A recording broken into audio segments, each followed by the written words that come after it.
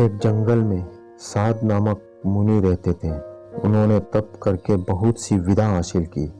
एक दिन ध्यान लगाने के बाद जब उनकी आंखें खुली तो उनके हाथ में आसमान से एक गिलहरी आ गिरी।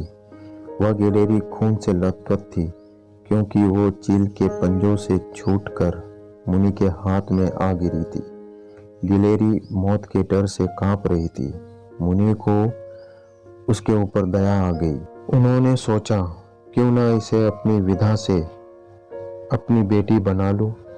मेरी पत्नी कब से संतान प्राप्ति की चाह रख रही है, लेकिन उसके भाग्य में संतान है ही नहीं। अब यह बात बताकर उसे दुखी करने की जगह कुछ साल इस गिलहरी को ही बेटी बनाकर उसे सौंप देता हूँ। इतना सोचते ही मुनि ने एक मंत्र पढ़कर गिलहरी को एक छोटी सी बच्ची बना दिया। वो उस गिलहरी को बच्ची बनाने के बाद गोद में उठाकर अपनी पत्नी के पास लेकर आए। उन्होंने कहा, लो अब इसे अपनी बेटी मान कर ही पालना। सोच लो, भगवान ने तुम्हारी सुन ली। मुनि की पत्नी छोटी बच्ची देखकर खुश हो गई। अब गिलहरी से बच्ची बनी लड़की मुनि के घर में बड़े लाड़ प्यार से पलने लगी। मुनि की पत्नी ने कुछ दिनों के बाद बच्ची का नाम वेदाता रखा। मुनि और मुनि की पत्नी दोनों ने बड़े प्यार से वेदाता को पाला। मुनि को बहुत खुशी थी कि उसकी पत्नी को अपनी ममता लुटाने के लिए एक बेटी मिल गई। कुछ समय के बाद उसकी परवरिश में मुनि भूल ही गया कि वो एक गिलहरी है। वेदाता को मुनि ने अच्छी पढ़ाई लिखाई करवाई। देखते ही देखते वेदाता 16 साल की हो गई। अब मुनि की पत्नी को अपनी सुंदर बेटी की शादी करवाने की चिंता होने लगी। उन्होंने यह बात मुनि से की। अपनी बेटी की तरफ देखते हुए मुनि को भी लगा कि इसका अब विवाह हो जाना चाहिए। मुनि ने अपनी पत्नी से कहा कि तुम चिंता मत करो, मैं इसके लिए योग्य वर ढूंढ लूँगा। मुनि को लगा कि मेरी बेटी बहुत सुंदर है और उसकी शिक्षा दीक्षा भी अच्छी हुई है। इसीलिए उन्होंने अपनी सिद्धि से सूर्य देव को पुकारा। सूर्य देव ने मुनि को प्रणाम करके बुलाने की वजह पूछी। तब मुनि ने कहा, मेरी बेटी विवाह के योग्य हो गई है। मैं चाहता हूँ कि आप इसके पति बने। सूर्य देव ने कहा, आप एक बार अपनी पुत्री से पूछ लीजिए। अगर उसे मंजूर है तो मेरी तरफ से भी हाँ है।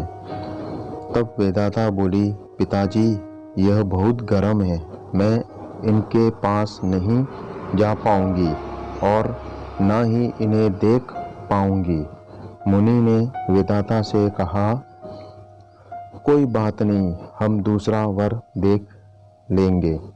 तभी सूर्य देव ने कहा, हे मुनिवर, मुझसे श्रेष्ठ बादल हैं, आप उनसे बात कीजिए, वह मेरे प्रकाश को भी ढक देते हैं। मुनि ने अब बादल को याद किया। बादल गरजते हुए मुनि के पास पहुँचे और उन्हें नमस्कार किया। इस बार मुनि ने सीधे वेदाता से पूछा, क्या तुम्हें यह वर पसंद है? वेदाता ने जवाब दिया, पिताजी मेरा रंग गोरा है और इनका काला, हमारी जोड़ी अच्छी नहीं लगेगी। तब बादल ने मुनि से कहा, आप पवन देव को बुलाइए, वे मुझसे श्रेष्ठ हैं, उनमें मुझे उड़ाकर इधर से उधर ले जाने की ताकत है। अब मुनि ने पवन देव का स्मरण किया। पवन देव के आते ही मुनि ने अपनी बेटी से पूछा, क्या आपको यह वर पसंद है? वेदाता बोली, पिताजी, ये तो एक जगह ठहरते ही नहीं है, इनके साथ मैं घर कैसे बसा पाऊंगी? इस बार मुनि ने पवन देव से पूछा, मुझे अपनी पुत्री के लिए वर की तलाश है, आप बताइए कि सबसे श्रेष्ठ कौन है? पवन देव ने जवाब दिया, मुनिवर, आप पर्वत को बुला सकते हैं, वह मेरा रास्ता रोक देते हैं, वह मुझसे श्रेष्ठ हैं। तुरंत मुनि ने पर्वत को पुकारा।